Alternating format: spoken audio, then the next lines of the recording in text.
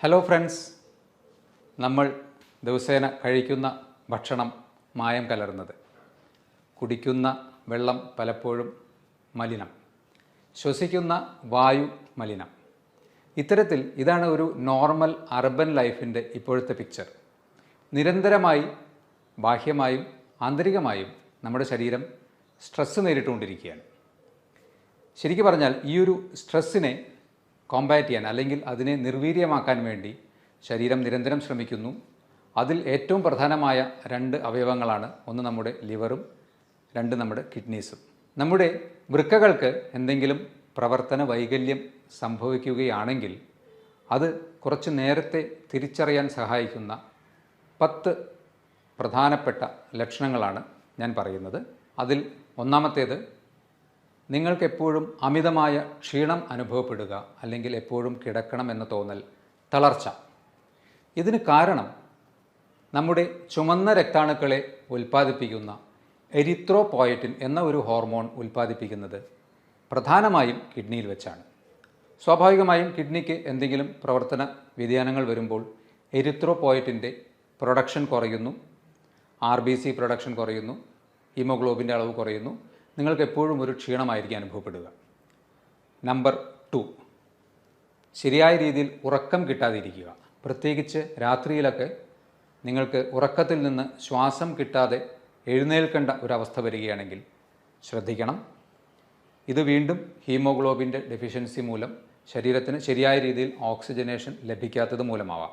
Number 3, ചർമ്മത്തിന് അധികമായ dryness, അതുപോലെ തന്നെ ചൊറിച്ചിൽ. പ്രത്യേകിച്ച് മറ്റ് അലർജി പ്രശ്നങ്ങളൊന്നും ഇല്ലാതെയോ അല്ലെങ്കിൽ മറ്റ് ചർമ്മരോഗങ്ങൾ ഇല്ലാതെയോ നിങ്ങൾക്ക് ചർമ്മത്തിന് അധികമായ ഡ്രൈനസ്സും ചിലപ്പോൾ ചൊറിച്ചിലും അനുഭവപ്പെടുന്നുണ്ടെങ്കിൽ നിങ്ങൾ ശ്രദ്ധിക്കണം. കാരണം നമ്മുടെ ശരീരത്തിലെ കാൽസ്യം, ഫോസ്ഫറസ് പോലെയുള്ള ന്യൂട്രിയൻസിൻ്റെ അബ്സോർപ്ഷൻ ഡിഫക്റ്റ് കാരണവും ഇംബാലൻസ് മൂലവും ഇത്തരത്തിലുള്ള പ്രശ്നം കിഡ്നി തകരാറ് മൂലം ഉണ്ടാവാൻ സാധ്യതയുണ്ട്. നമ്പർ 4, ഇത് വളരെ കോമൺ ആയിട്ട് ഏവർക്കും അറിയുന്ന ഒരു സിംറ്റമാണ്.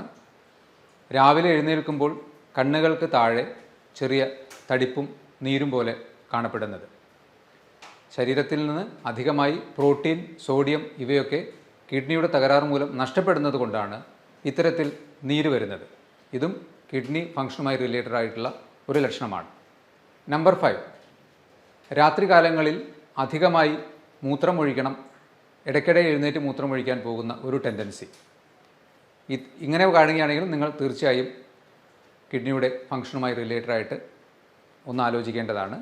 ഇത് ചിലപ്പോൾ പുരുഷന്മാരിൽ പ്രോസ്റ്റേറ്റ് ഗ്രന്ഥിയുടെ വീക്കം മൂലം BPH എന്ന അസുഖത്തിലും, അതുപോലെ തന്നെ റിപ്പീറ്റഡ് ആയിട്ടുള്ള യൂറിനറി ഇൻഫെക്ഷൻസ് വരികയാണെങ്കിലും ഈ ഒരു അവസ്ഥ ഉണ്ടാകാം. പക്ഷേ BPH അല്ലെങ്കിൽ പ്രോസ്റ്റേറ്റ് ഹൈപ്പർട്രോഫി നിങ്ങൾക്കൊരു അൾട്രാസൗണ്ട് സ്കാനിലൂടെ നിർണ്ണയിക്കാൻ പറ്റും. അതുപോലെ തന്നെ യൂറിനറി ഇൻഫെക്ഷൻ ആണോ എന്നുള്ളത് യൂറിൻ റൂട്ടീൻ എക്സാമിനേഷൻ ചെയ്താലും നമുക്ക് പിടികിട്ടും. നമ്പർ 6, മൂത്രമൊഴിക്കുമ്പോൾ അധികമായി ക്ലോസറ്റിൽ പത പോലെ കാണപ്പെടുക. കൂടുതലായി പ്രോട്ടീൻ മൂത്രത്തിലൂടെ നഷ്ടപ്പെടുമ്പോൾ, നമ്മുടെ മുട്ടയുടെ പ്രോട്ടീനോട് സമാനമായ രീതിയിലുള്ള പ്രോട്ടീനാണ്, അത് മൂത്രത്തിലൂടെ അധികമായി നഷ്ടപ്പെടുമ്പോൾ ഇത്തരത്തിൽ പത കാണാൻ സാധ്യതയുണ്ട്. എന്നാൽ ഇവിടെയും നിങ്ങൾക്ക് 2-3 കാര്യങ്ങൾ ഇത് ശരിക്കും കിഡ്നിയുടെ തകരാറ് മൂലമാണോ എന്ന് തിരിച്ചറിയാൻ വേണ്ടി സഹായിക്കും. നിങ്ങൾ അമിതമായി എക്സസൈസ് ചെയ്യുകയാണെങ്കിലോ അധികമായി പ്രോട്ടീൻ റിച്ച് ആയിട്ടുള്ള ഭക്ഷണം കഴിക്കുകയാണെങ്കിലോ ചില മരുന്നുകളുടെ ഉപയോഗം മൂലമോ, പ്രത്യേകിച്ച് സ്റ്റിറോയിഡ് പോലെയുള്ള മരുന്നുകളുടെയൊക്കെ ഉപയോഗിക്കുന്ന അവസ്ഥയിലും ഇത്തരത്തിൽ മൂത്രത്തിൽ പത കാണാൻ സാധ്യതയുണ്ട്. അപ്പോൾ ഈ കാര്യങ്ങൾ കൂടി ഇവാലുവേറ്റ് ചെയ്തിട്ട് വേണം ഇത് ശരിക്കും കിഡ്നിയുടെ തകരാറാണോ എന്ന് ചിന്തിക്കുവാൻ വേണ്ടി. അതും ശരിക്കും പറഞ്ഞാൽ മൂത്രമൊഴിച്ച് ഫ്ലഷ് ചെയ്തതിന് ശേഷവും കുറച്ച് നേരം കഴിഞ്ഞാലും ക്ലോസറ്റിൻ്റെ വശങ്ങളിൽ പത പോലെ പറ്റിപ്പിടിച്ചിരിക്കുന്നുണ്ടെങ്കിൽ തീർച്ചയായും നിങ്ങൾ കിഡ്നി റിലേറ്റഡ് ആയിട്ടുള്ള ടെസ്റ്റുകൾ ചെയ്യുക. അതിൽ തന്നെ ഏറ്റവും എളുപ്പത്തിൽ യൂറിൻ മൈക്രോ ആൽബുമിൻ പോലെയുള്ള ടെസ്റ്റുകൾ ചെയ്ത് നോക്കുക. നമ്പർ 7, വിശപ്പ് കുറവ്. ഇത് വീണ്ടും ശരീരത്തിൽ അമിതമായി ടോക്സിൻസ് പുറന്തള്ളപ്പെടാതെ കിഡ്നിയുടെ തകരാറ് മൂലം നിൽക്കുന്നത് കൊണ്ട് നമുക്ക് സ്വാഭാവികമായും വിശപ്പ് കുറവായി അനുഭവപ്പെടാം. നമ്പർ 8, മൂത്രത്തിൽ രക്തത്തിൻ്റെ അംശം തോന്നുക.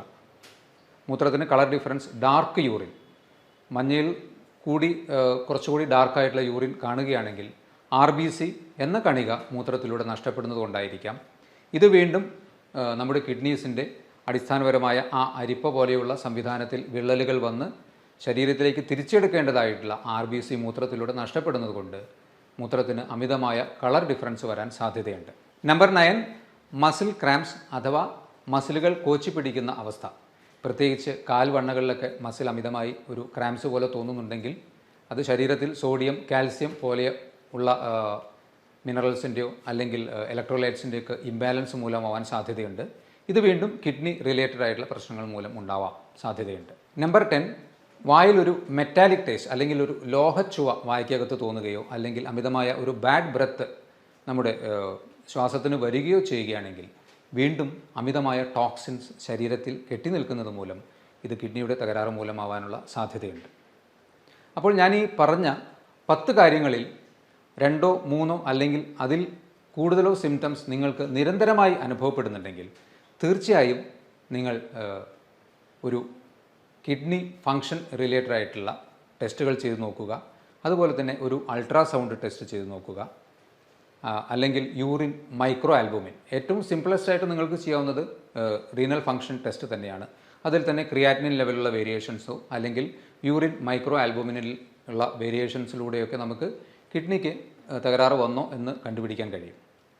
അപ്പോൾ അഹോരാത്രം നമുക്ക് വേണ്ടി പ്രയത്നിച്ചുകൊണ്ടിരിക്കുന്ന നമ്മുടെ വൃക്കകളെ സംരക്ഷിക്കാൻ വേണ്ടി നിങ്ങൾ നിങ്ങളുടെ ഭക്ഷണത്തിൽ മാക്സിമം ശ്രദ്ധ ചെലുത്തുക. വെള്ളം കുടിക്കുന്ന കാര്യത്തിൽ ഒരിക്കലും വ്യത്യാസം വരുത്താതെ കറക്റ്റായിട്ടുള്ള രീതിയിൽ നിങ്ങളുടെ ശരീരത്തെ ഹൈഡ്രേറ്റ് ചെയ്തുകൊണ്ടിരിക്കുക. അതുപോലെ തന്നെ ഹാർട്ട്, ലിവർ, ലങ്സ് ഇതിൻ്റെയൊക്കെ സുഗമമായ പ്രവർത്തനത്തിന് ഏറ്റവും പ്രധാനമായി വേണ്ടത് എന്താണ്? റെഗുലറായിട്ടുള്ള ഒരു മിതമായ വ്യായാമമാണ്. അപ്പോൾ നമ്മുടെ ഒരു ലോഞ്ചിവിറ്റി അല്ലെങ്കിൽ മാക്സിമം ലൈഫ് എക്സ്പെക്റ്റൻസിയും ഹെൽത്തും മെയിൻറ്റെയിൻ ചെയ്യുന്നതിന് വേണ്ടി ഇത്രയും കാര്യങ്ങൾ നിങ്ങൾ ശ്രദ്ധിക്കുക. ഈ പറഞ്ഞ ലക്ഷണങ്ങളിൽ കുറച്ചൊരു ഗ്രൂപ്പ് ഓഫ് ലക്ഷണങ്ങൾ നിങ്ങൾക്കുണ്ടെങ്കിൽ അതുമായി റിലേറ്റഡ് ആയിട്ടുള്ള ടെസ്റ്റുകളും ചെയ്തു നോക്കുക. എല്ലാവരും ആരോഗ്യത്തോടെയും സുരക്ഷിതരായും ഇരിക്കുക. ഇതുപോലെയുള്ള മറ്റൊരു ഹെൽത്ത് ടോപ്പിക്കുമായി വീണ്ടും കാണാം. ബൈ.